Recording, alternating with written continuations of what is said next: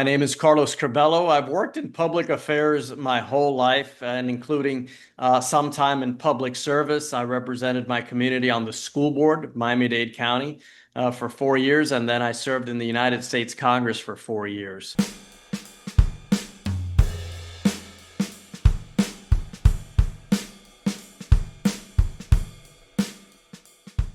I've actually been reading a lot of news this summer because it's been a pretty busy summer, too busy politically. So I haven't yet picked up a book, but I'm also been a little bit nostalgic about the founding of the country this year with the 250th anniversary. So I'm watching The American Experiment, a documentary on Netflix that's just all about the country and its founding.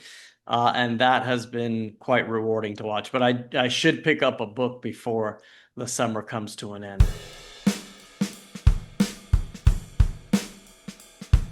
I really like the water. Anywhere where there's water. Obviously, people think of Miami, they think of the beach, but we actually have some pretty nice lakes here too. I actually live on a lake, which is very nice. I think it's wonderful for my mental health.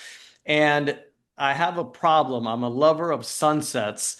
And in Miami, the sun does not set into the ocean, but if you get a big enough lake, the sun can set into lakes.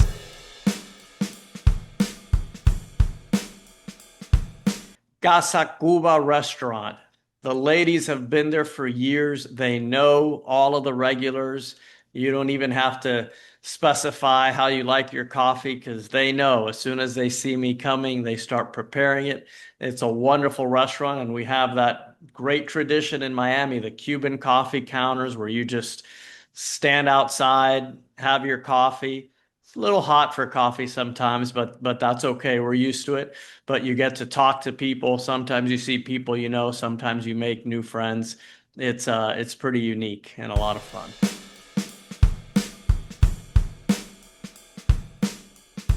One of the things I was surprised most about Congress was that almost everyone gets along. And you wouldn't believe it from reading the headlines. You certainly wouldn't believe it from watching cable news shows. But when the cameras are off, when people are in the gym, for example, or just on the House floor, and you come across someone, most of those encounters are very cordial, kind, and warm. I wish the American people could see how well most members of Congress get along. And I wish most members of Congress, not just those of us who are no longer in Congress, but current members, would admit that they actually get along with and like most of their colleagues. That would be a big surprise to most Americans, and I think it would have a healing effect on the country.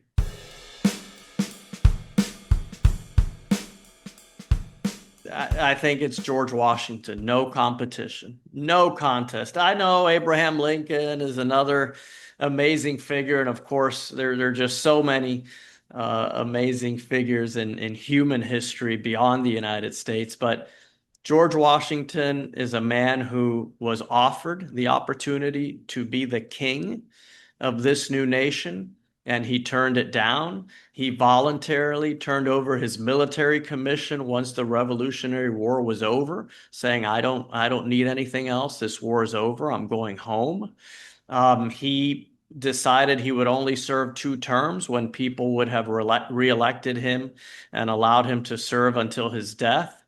So we take all of that for granted now, and we think it's just, he was a good, decent man, but this was so extraordinary and revolutionary at the time.